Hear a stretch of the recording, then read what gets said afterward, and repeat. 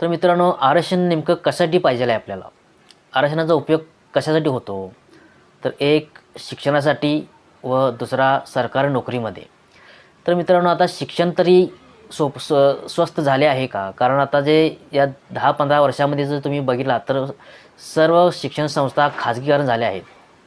खाजगीकरण झाल्यामुळे अवाढव्य फी वाढवून ठेवल्या आहेत. अशामुळे जी गोरगरीब जनता आहे, त्यांचे विद्यार्थी, त्यांची मुलं आहेत, ते या शिक्षणापासून वंचितच राहिले आहेत. ते मित्रांनो, सगळ्यात महत्त्वाचा मुद्दा मला या ठिकाणी मांडायचा आहे, तो म्हणजे जी इंडिया आघाडी, त्यांचे प्रमुख राहुल गांधी या लोकसभेच्या निवडणुकीमध्ये संविधान धोक्यात आहे, संविधान धोक्यात आहे म्हणून डोक्यावर संविधान घेऊन नाचत होते. ते कुठे गेले आता? ते आता या निर्णयाशी काय त्याचं मत मांडले आहे का? त्यांच्या ते पाठीशी आहेत का? काय विरोधात आहे? ह्यांची भूमिका त्यांनी स्पष्ट केली नाही अजून.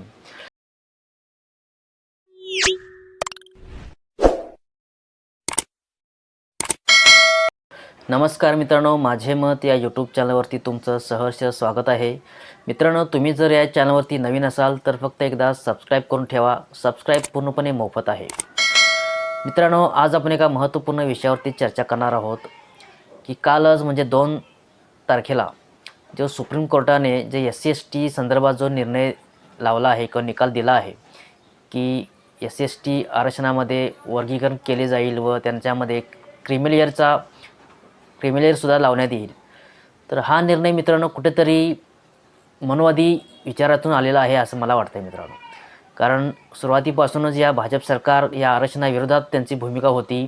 त्यांना आरक्षण पूर्णपणे बंद करायचं होते, संपुष्टात आणायचं होतं व त्याच प्रकारचा हा कायदा आता नवीन सुप्रीम कोर्टाने जो निर्णय दिला आहे तो त्याच मार्गातून आलेला आहे असं मला वाटते. कारण नरेंद्र मोदींनी यापूर्वी सांगितलं होते की या असे जे SC-ST किंवा जे आरक्षण घेणारे लोक आहेत त्यांच्यामध्ये वर्गीकरण केले जाईल व त्याच प्रकारे हा निर्णय आता लागलेला आहे.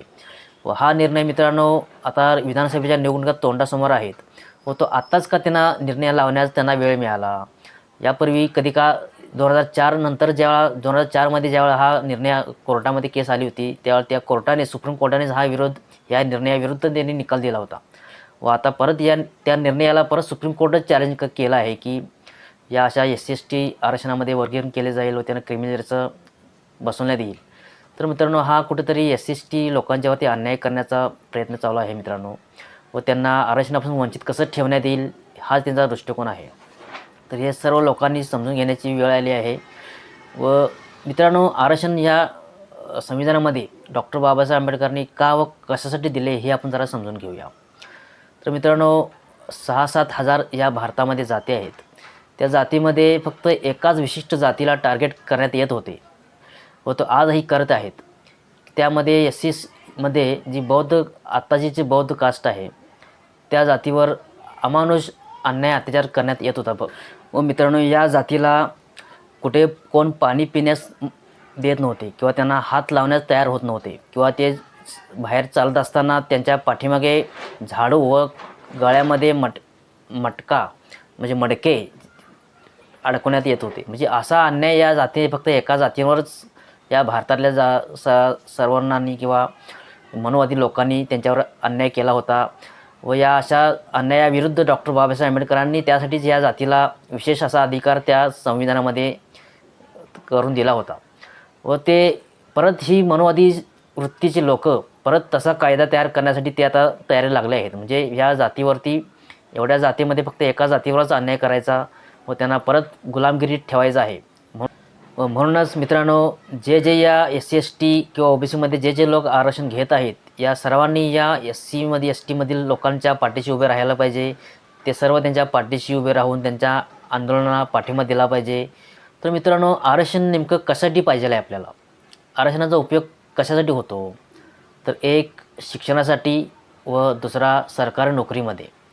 तर मित्रांनो, आता शिक्षण तरी स्वस्त झाले आहे का? कारण आता जे या 10-15 वर्षामध्ये जर तुम्ही बघितला तर सर्व शिक्षण संस्था खाजगीकरण झाल्या आहेत. खाजगीकरण झाल्यामुळे अवाढव्य फी वाढवून ठेवल्या आहेत. अशामुळे जी गोरगरीब जनता आहे, त्यांचे विद्यार्थी, त्यांची मुलं आहेत, ते या शिक्षणापासून वंचितच राहिले आहेत. त्या अवाढव्य फी वाढल्यामुळे त्यांच्याकडे फी भरण्यास पैसाच नाही.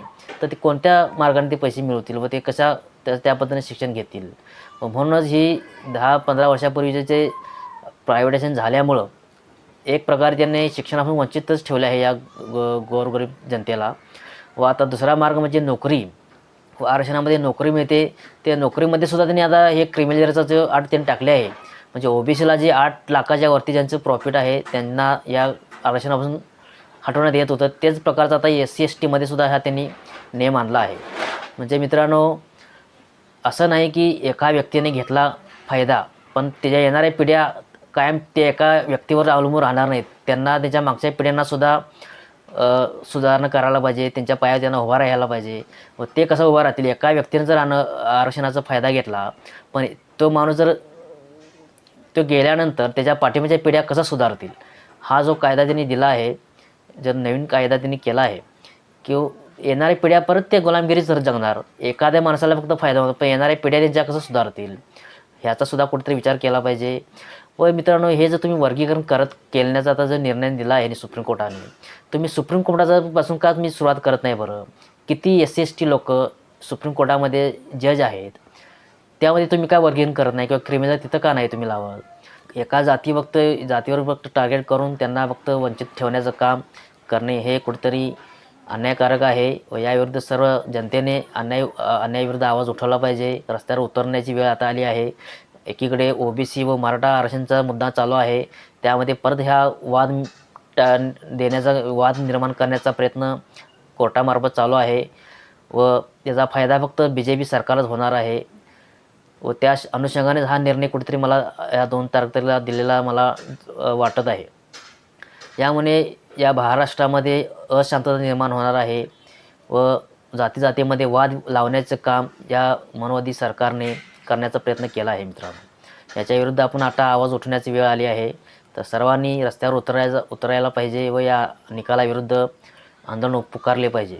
व मित्रांनो, सगळ्यात महत्त्वाचा मुद्दा मला या ठिकाणी मांडायचा आहे, तो म्हणजे जी इंडिया आघाडी त्यांचे प्रमुख राहुल गांधी या लोकसभेच्या निवडणुकीमध्ये संविधान धोक्यात आहे म्हणून डोक्यावर संविधान घेऊन नाचत होते, ते कुठे गेले आता?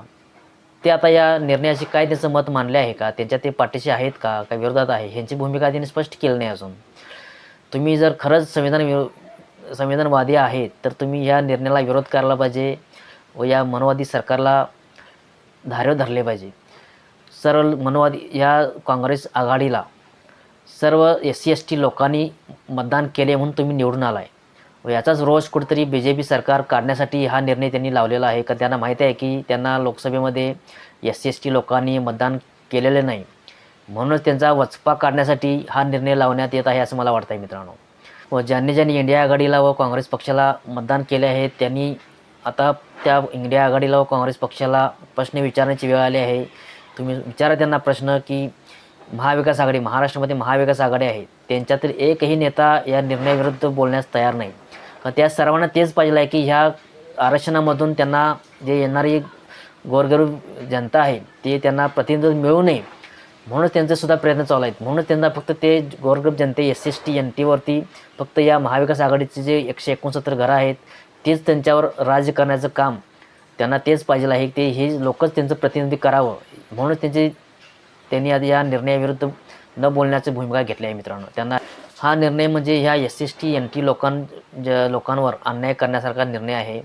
कुठेतरी हा निर्णय सर्वांनी आवाज उठवून ह्या निर्णयाला परत बदलण्यात यावा यासाठी आंदोलन करण्याची वेळ आज आली आहे. तर सर्वांनी या आंदोलनात सहभागी व्हावे व जो कोणी या आंदोलन उभे करेल त्यामध्ये सर्वांनी एकनिष्ठ होऊन उभे राहावे.